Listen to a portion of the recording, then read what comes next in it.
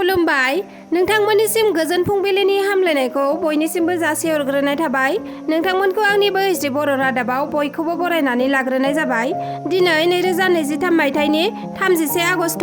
नोंथांमोननि थाखाय गोदान भिडिअ लाबोबावबाय। नोंथांमोना जुदि आंनि भिडिअखौ नायनानै मोजां मोनोब्ला लाइक शेयार साबस्क्राइब खालामनो दाबाव। बिदिब्ला भिडिअखौ नायलांदो। साउथ चानमारा मानकासार जिल्लानि सिङाव थानाय तिलिपारायाव सासे दुथां फिसाज्लाया गावनि बैसोगोरा जानाय बिमानि न'खौ अरजों सावदों। बिमाखौ न' सिंनिफ्राय बरनना लाबोनानै बिमा थानाय न'खौ सावना होयो दुथां फिसाज्लाया। न' सावजानाय बिमानि मुङा जाबाय सामिना बेवा आरो न' सावग्रा फिसाज्लानि मुङा जाबाय आब्दुस सामाद। बिमाया बिखौ गावसिनि आलासिनिफ्रायसो लाबोना खांफैदोंमोन। आब्दुस सामादा खांजानाय फिसाज्लासोमोन।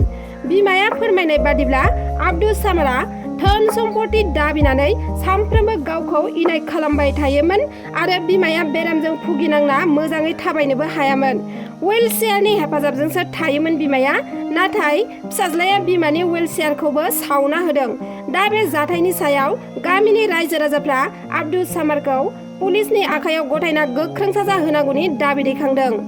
धेमाजि जिल्ला बर' थुनलाइ आफादनि बारग' आफादगिरि सुबेसर औवारिया मैया अरायसमनि थाखाय बे बुहुमखौ नागारलांबाय।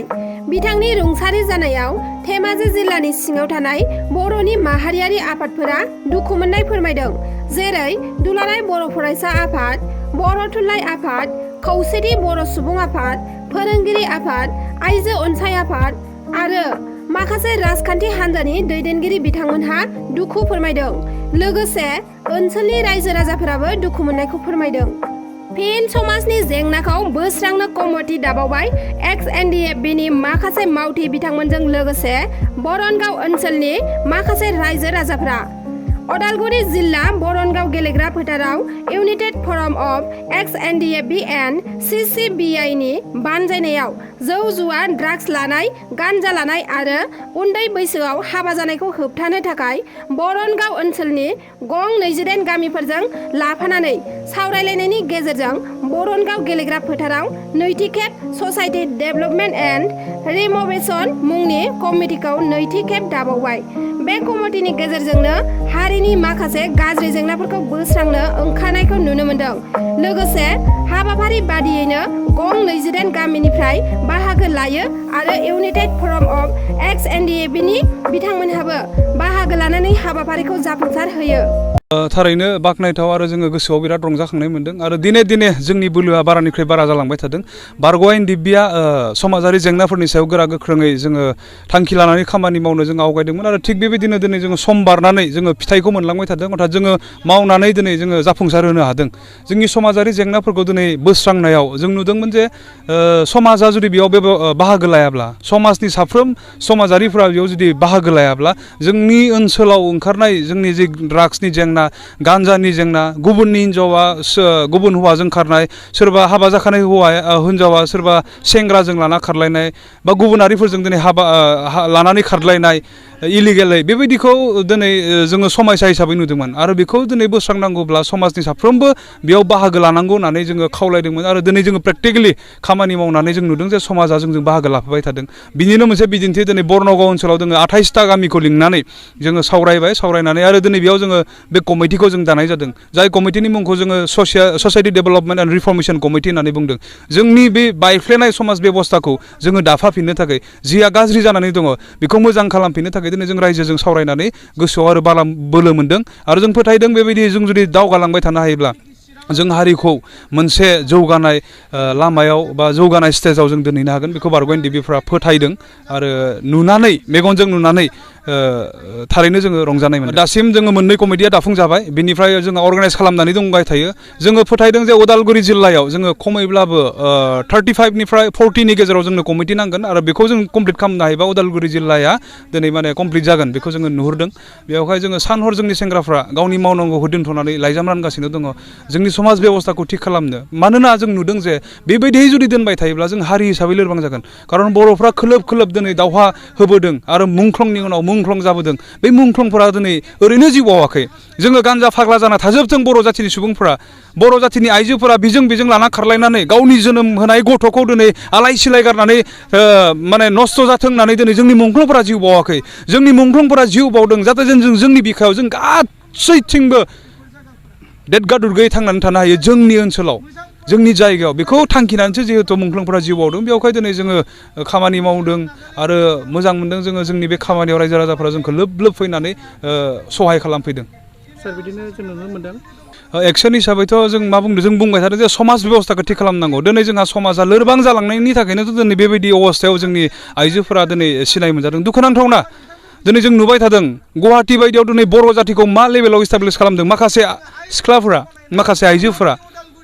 दिनै देहा फानग्रा मोनसे हारि हिसाबैनो दिनै सिनाय जानाय बेबायदि अबस्थाहालागै लांनायखौ जों नुदों आरो दा जोंनि ओनसोलनि माखासे सिख्लाफोर बा आइजोफोर जायफ्रा दिनै बे गाज्रि खामानियाव दङ बिथांमोनाथ' खनसेनो दिनै गुवाहाटियाव थांनो हायाखै मानि थाखाय बिथांमोना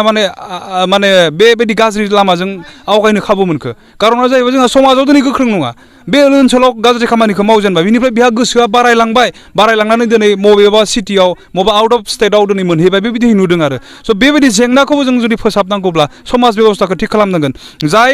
आइजो बा सिख्लाफोरा दिनै बे गाज्रि खामानियाव दिनै लोब्बा दङ दिनै आइजो बा सिख्लाफोरल' नङा दिनै सेंग्राफोराबो हौवाफोरनिफ्रायबो दिनै नुदों माखासे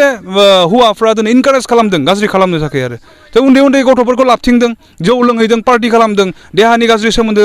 लाखिनानै दिनै बेबायदि गाज्रि लामाजों दिनै नारनायखौसो जों नुनो मोनदों आरो रिपर्टआ दिनै जोंनाव बेबायदि फैबाय थादों बेवहाय जों नुदों नैबेबायदि जेंनाफोरखौबो मोनसे जि जेंना जोंनि गेजेराव नुजादों बे जेंनाफोरखौ दिनै फोजोबनायाव समाज बेबस्थाया जोंहा थिग जायोब्लानो जोङो कन्ट्रल खालामना दोननो हागोन आरो बेखौ जों नुहुरदों दिनै गाज्रि खामानि मावनायनिफ्राय हमथानांगौनि थाखायथ' सिगां बिमा बिफाया सिगां जानांगोन खारन बिथांमोनासो जोनोम होनाय गथ'फोर नङा होमबा गार्जेनफ्रा सिगां दिनै बेयाव सांग्रां जानांगोन आरो दिनैनि तारिखाव जोंनि गेजेराव जिबायदि समस्या नुजादों गान्जा ड्राग्स नों दा जिबायदि कुइसन खालामबाय थादों गाज्रि माने देहानि फालांगि खालामनाय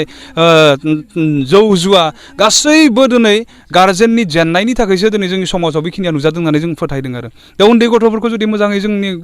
बिमा बिफाफोरा गथ'फोरखौ जुदि मोजाङै खाङोब्ला मोजाङै जुदि बुजायोब्ला बिथांमोनखौ जुदि मोजाङै नोजोर होनानै बेङोब्ला जोंनि गथ'फ्रा नस्थ' जानाय नङा खारन एखे जायगायावनो दिनै गुबुन हारिफोरा जायाखै जे मानो जायाखै